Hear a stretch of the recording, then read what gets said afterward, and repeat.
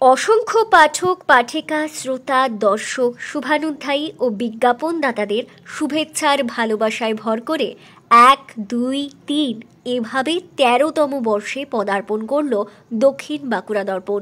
দক্ষিণ বাঁকুড়া দর্পণের প্রতিষ্ঠা দিবসে শুভেচ্ছা জানালেন বিশিষ্ট কবি, সাহিত্যিক, প্রাক্তন শিক্ষক রঞ্জিত চক্রবর্তী। আমার অত্যন্ত প্রিয় ছাত্র, তাই আজ থেকে 12 বছর আগে যখনও আমাকে এসে বলল যে একটা পত্রিকা করবে, পত্রিকাটার নাম দেওয়া হয়েছে দক্ষিণ বাঁকুড়া দর্পণ। এর আগে আমরা বাঁকুড়া দর্পণ বা বাঁকুড়া দর্শন ইত্যাদি পত্রিকা দেখেছি। তো বাঁকুড়া দর্শন পত্রিকা যেমন মিহিরবাবু যাওয়ার সাথে সাথে বন্ধ হয়ে গেল, তো সেই রকম একটা ইতস্তত ভাব যে একটা পত্রিকা করলে সেটা কতদিন চলতে পারে, সেটা কীভাবে টিকিয়ে রাখা যাবে, আদৌ কি টিকিয়ে রাখা যাবে, এসব ভাবতে ভাবতেই টিভির ডাকে বরাবরই সাড়া দিয়ে থাকি। ও যখন ডাকে আমার না করতে পারি না, কারণ ওর মধ্যে সেই অমায়িকতা, ভদ্রতা, এই গুণগুলোর মধ্যে আছে। আমি তখন রিটায়ার্ড, তখনই আমি অবসরপ্রাপ্ত শিক্ষক, কিন্তু বেশ কিছু ছাত্র এদিক ওদিক আমার ছড়িয়ে রয়েছে যাদেরকে আমি এখনও প্রচণ্ডভাবে মনে রাখি। তারা ডাকলে আমি না করতে পারি না। তো গেলাম এইরকমই কবস্ন শীতের দিনে, কবস্ন কেন ভালোই তীব্র শীতের দিনে সিমলাপালের স্কুল মোড় থেকে নিকটবর্তী একটা দালান ঘরের বারান্দায় আমরা 40-50 জন সমবেত হয়েছিলাম। পত্রিকা উদ্বোধন আমার হাত দিয়ে হয়েছিল। সেই পত্রিকা যে এতদিন চলবে, 13তম বর্ষে পদার্পণ করবে, তখন তো মোটেই ভাবিনি। কিছু পরিবর্তন তো হয়েছে, পত্রিকাটা সার্কুলেশন অনেক বেড়েছে।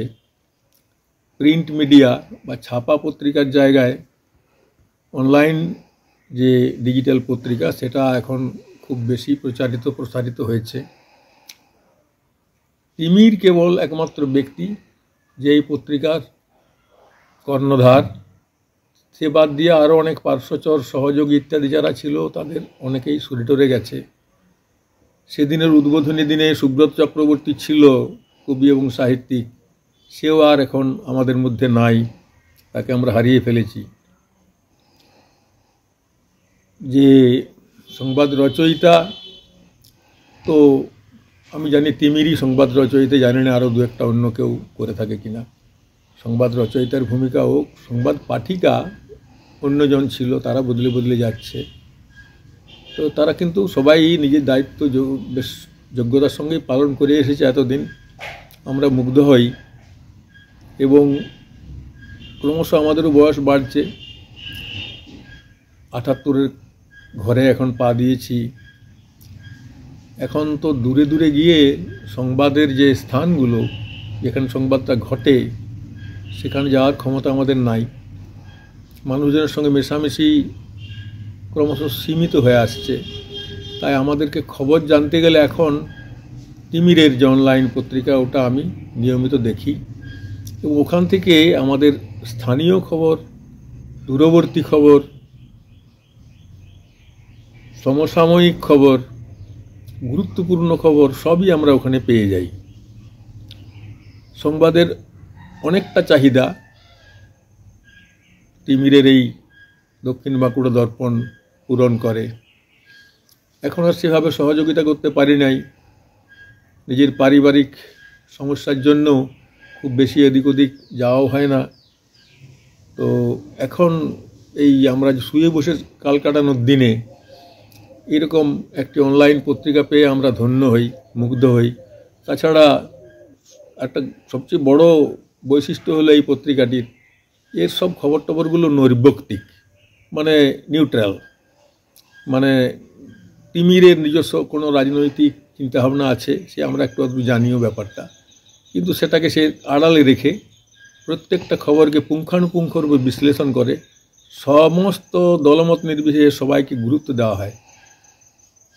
যারা অন্ত্যজ বা নিচের তলার মানুষ যারা যারা এতদিন কোনো সুযোগ পেত না, তাদের স্টেটমেন্ট নেওয়া হয় একটা জিনিসে, একটা ঘটনাতে।